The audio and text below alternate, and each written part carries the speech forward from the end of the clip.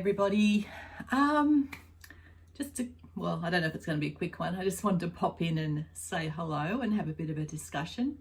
I realised I haven't introduced myself for a while. For anyone that's new, my name's Christine. I'm also known as Yarn About Yarn pretty much everywhere on the internet, and I live on the far north coast of New South Wales in Australia. And these videos, which I call vlogs, it's not really, a daily vlog, but it's more just a video log of what I've been up to, mostly with knitting. Occasionally there's a bit of weaving thrown in as well. And they're not regular, they're not edited, nothing is scripted. So it's, just me popping on and saying a few words, and this is sitting on my desk. You may remember my temperature project came to a standstill because I'd run out of yarn. It finally arrived. It was on back order for a number of weeks. So that's the Bendigo Luxury in Coastal Blue. So that's a local Australian mill, and they produce most of their wool comes in these 200 gram balls. So I am now just over a month behind on my temperature project, so I really need to get stuck into that and catch up. But I do have a lot of freelance design knitting work going on at the moment, which it's a real bummer that I cannot show you or talk about it, because I haven't really done any other knitting because of that. I'm on a time schedule with it, and I've got to come up with a design within that time, grade it and knit the sample in the size they want and get it sent back to, and get the pattern written and get it sent back to them in the time that they want. So I need to really get onto that. But the thing we've probably been on a lot of our minds in the last few days is the Stephen West Geo Gradient MKAL. The clue dropped here in Australia, I think it was about 7 p.m. on the Thursday night. So I was able to cast on and get started. And my initial thoughts were, this is really interesting. I think I'm going to like where it's going. I like garter stitch. I did not like the constantly cutting yarn, joining in a new yarn, doing the weave and Stephen. I've tried it before and didn't like it, but I thought, I'll give it a go. I'll do what, he's sort of written the pattern and that's what he's expecting. So I did the weave and Stephen again. I just find it really messy and distorts my stitches. But anyway, so clue 1, I think I'm in section 2 somewhere. And I'll show you where I'm up to with that part. I got up to where it's to put the stitches on waste yarn or another needle. So that's what my colours are looking like at the moment. And I've got a mess of yarns at the back and I have them on waste yarn. That's where I got up to. And then the drama started. And for those of you doing the MKAL, you all know what's going on. But for those that don't, there was a comment made on the spoiler thread on, I think it was a spoiler thread on Ravelry. Does anyone else see a swastika? Now, I don't know whether that was just one person that set this whole thing off, or whether there was other posts that I'd missed on Instagram or Ravelry, whatever. And it's pretty much snowballed from there. I don't know what to do. I've been toing and froing with options and thoughts going round and round, and I still don't know what to do. I don't see what other people have said they see in the design. I don't see the Celtic knot that people have said they see in the design. I see a pinwheel, I see a quilt block. And I think that's part of it. Like, it just comes back to your background and experiences as to what you see in it. I watched the Fibre Chat Zoom with Irina and Martin yesterday or the day before, and Martin was saying he saw the Celtic knots because he's in Wales, and he said they're everywhere. And so that's probably why I don't see that as much, because that's not something that's part of my life experience. But I do see the pinwheel and the quilt blocks. So I can understand how other people do see a swastika, but that's Stephen saying that's not what he intended, and I believe him. But even if that is what he intended, it is his design. So, you know, we don't all love his MKALs and we drop out, or we continue, you know, for various reasons.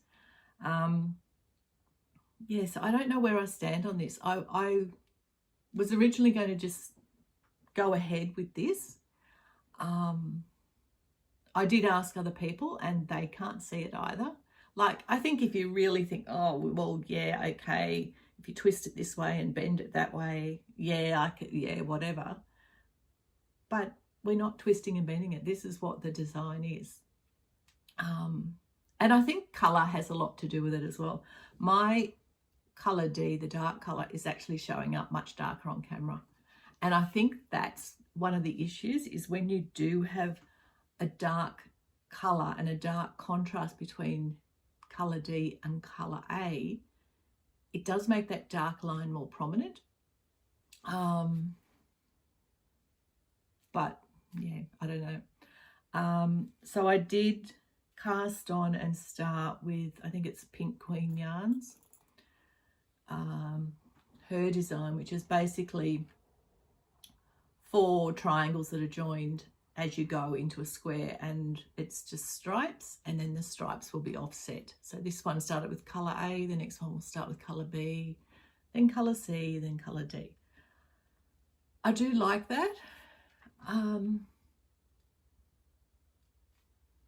it is much neater. But part of me is thinking, like, why should I have to go to something else when I think this is going to be very effective in the centre? This is what Stephen's initial vision was. And yeah, I don't know. He's also put out a new clue one, which I can understand where it's come from, because he didn't have a lot of time to come up with that new clue. But I just think for such a large square shape, it's quite boring. And I know there are alternatives, but a lot of the talk is that it's Stephen's design, we should do what Stephen says. So frog this, start again. But so why should we be knitting an alternative to that boring square? Excuse me. So yeah, I just don't know where I stand. The other thing that I don't like is there's a lot of, I understand it's Stephen's MKAL group on Ravelry, and he can moderate that group however he wants. But I don't have to like the way it's being moderated, and I don't like the way that comments are being deleted, posts are being deleted just because someone is trying to have a conversation about what's happening. A similar thing happened a couple of years ago with the whole cancel culture. I can't think of the lady that seemed to be the impetus for all that. She was the one who was designing these fringe supply bags and made a comment about going to India, and everyone piled on her and she was cancelled. And then the same thing happened to Nathan Taylor, the sock matician. Then it happened to Maria Tuscan, the yarn dyer, and it's happened to Christy Glass. And I don't know whether this was an attempt at Stephen West, but somehow it seems to have backfired and he seems to have got even more support. I don't know. I don't know where it's headed. But getting back to the point about moderating comments, I don't like that. I feel like if we want to ask questions and try and get our head around it and get some clarity, that comments are being deleted. So we're not seeing both sides of the story and everyone's opinions. We're just seeing this one narrative, which, as I was saying about the others being cancelled, that's what happened to me. I asked a question about Maria Tuscan. I don't know how many of you are familiar with her. She was a yarn dyer in the US, and she used to, I don't know whether she still does, she would dress in that 1940s style, which a lot of people do. And the comment was made that she was a Nazi and dressing that way was a dog whistle to other people.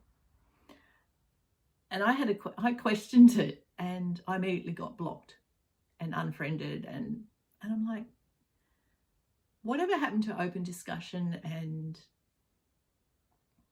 hearing both sides of the story and getting other people's opinions? So I'm not happy about comments being, I can understand some comments being deleted because I have seen some that are quite vile name calling. Like there was one comment that said something along the lines of, if anyone goes ahead with knitting the original Clue one, then you're a vile Nazi, bigot, racist, blah, blah, blah. It was just awful. So comments like that, yeah, delete those, but allow discussion. So I sort of got my back up a bit when it was like, oh no, if you don't agree with us, we're going to delete your comment. You're not part of this MKAL anymore. Well, I'm sorry. I paid for this pattern, which I think was around $12 Australian. So, but I didn't have a problem paying for it. I understand what goes into designing. But I've paid for it, and I don't feel like people should be able to cancel me if I choose to continue, which I don't know. At the moment, I don't even know if I'm going to continue with the MKAL, let alone which version of Clue 1 I will be making. I'm glad that I printed out Clue 1 and hopefully the video will stay up if I decide to go that way. But yeah, at the moment, I'm sort of like, my knitting time is short because of that freelance work I've got on. So I need to use it wisely, I guess. But yeah, so I just don't know. I don't know what to do. So let me know your thoughts. Let me know where you're headed, if you're part of the MKAL, if you're going to keep continuing with the original Clue 1, if you've changed. Yeah. And I won't delete your comment unless you start calling me some horrible names. But I was quite happy with my colours. There's not a lot of contrast between, I thought 3 and 4 were quite similar when I first started looking at them, but it's the first two where there's not that much contrast. But otherwise, I quite like the colours. These are, I don't know whether I've said before, they're from Lou in Lola.